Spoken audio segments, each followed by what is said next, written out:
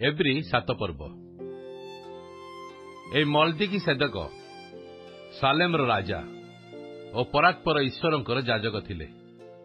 से अब्राम राजा मानकु संहार करी प्रत्यावर्तन करिवा समय रे ताहांक संगे साक्षात करी आशीर्वाद करिथिले। अब्राहम मध्य ताहांकु समस्त पदार्थरु दशमांश देइथिले। अनुवाद कले यह नामर अर्थ धर्म राजा, द्वितीय सालेमर राजा अर्थात शांति राजा। यहांकर पिता कि माता कि वंशावली कि आयुर आरंभ और जीवनर अंत किछि ही जणा नहीं। से ईश्वरक पुत्रक सदृश करा जाई अनंतकालीन जाजक होई रही अछंती। भावी देख ए व्यक्ति किपरि महान। पितृकुलपति अब्राहम तांको सर्वोत्कृष्ट लुटित द्रव्यर दशमांश सुधा देइथिले। लेवीक संतान मानक मध्यरु जेउ माने जाजक पद प्राप्त हुअंती सेमाने व्यवस्था अनुसार लोकमानक ठारू अर्थात सेमानक भाई मानक ठारू दशमांश ग्रहण करिबाकू आज्ञा प्राप्त होइथांती। सेमाने अब्राहम को औरस जात हेले सेमानक ठारू एहा ग्रहण करंती। किंतु एही जो व्यक्ति सेमानकर वंशावलीर अंतर्गत नुहंती से अब्राहम को ठारू दशमांश ग्रहण करी प्रतिज्ञार अधिकारी को आशीर्वाद करथिले। सान जे बड़ ठारू आशीर्वाद प्राप्त हुए यह स्वीकार्य। ए स्थले मर्त्य मनुष्य माने दशमांश ग्रहण करिथांती। किंतु से स्थल रे ग्रहण करिथिबा व्यक्तिक विषय रे साक्ष्य दिया जाए जे से अमर।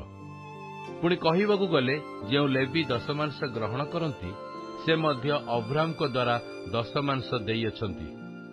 कारण ताहांक पितांक सहित मल्कीसेदक साक्षात करिवा समय से ताहांक कटीरे थिले।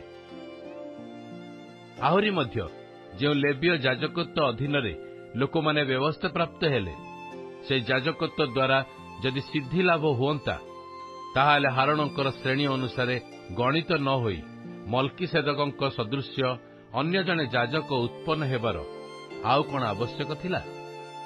कारण जाजकत्व जदि परिवर्तित हुए तेबे व्यवस्थार मध्य अवश्य परिवर्तन घटे।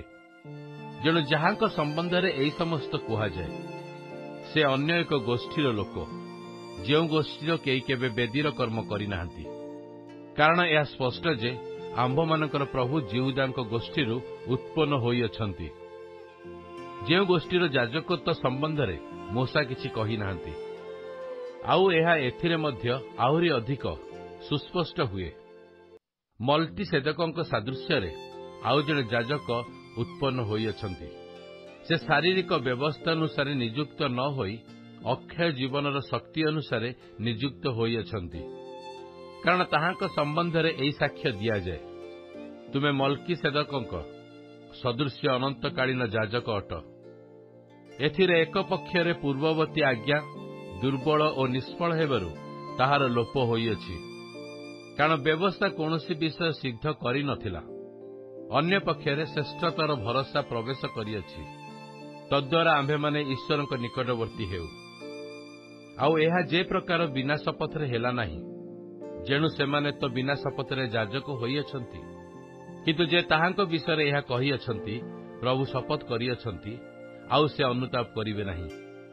तुमे अनंतकालीन जाजक अट। ताहांक द्वारा से शपथ सहकारे जाजक होई अछंती। सेई प्रकार जीशु श्रेष्ठतर नियम मध्यस्थ होई अछंती। से जाजक माने तो बहु संख्या नियुक्त होई अछंती। कारण मृत्यु सेमानकु चिरस्थायी हेबाकू देई नाही। किंतु से नित्यस्थायी हेबारु अपरिवर्तनीय जाजकत्व प्राप्त होई अछंती। अतएव ताहांक द्वारा जेउ माने ईश्वरक निकटवर्ती हुअंती सेमानकु से संपूर्ण रूपे परित्राण देबाकू सक्षम अटंती। जेणु सेमानक निमंते निवेदन करिवा पई से नित्य जीवित। कारण एही प्रकार महाजाजक आंभमानक पक्षरे उपयुक्त जे कि पवित्र निर्दोष निष्कलंक पापी मानक ठारू पृथक्कृत पुणी आकाशमंडल उपरे उच्चीकृत से महाजाजक मानक सदृश प्रतिदिन प्रथमरे आपणर पाप पाई ओ परे लोकमानक पाप पाई बलि उत्सर्ग करिबा तांकर आवश्यक नुहे। कारण आपणको उत्सर्ग करिबा द्वारा से एकाथरके एहा करिअछंती। जेणु व्यवस्था दुर्बलता विशिष्ट मनुष्य को महाजाजक पदरे नियुक्त करे। କିନ୍ତୁ ଯେଉଁ ଶପଥ ବାକ୍ୟ ବ୍ୟବସ୍ଥା ପରେ ହୋଇଥିଲା ତାହା ଅନନ୍ତକାଳ ପର୍ଯ୍ୟନ୍ତ ସିଦ୍ଧିପ୍ରାପ୍ତ ପୁତ୍ରଙ୍କୁ ନିଯୁକ୍ତ କରେ।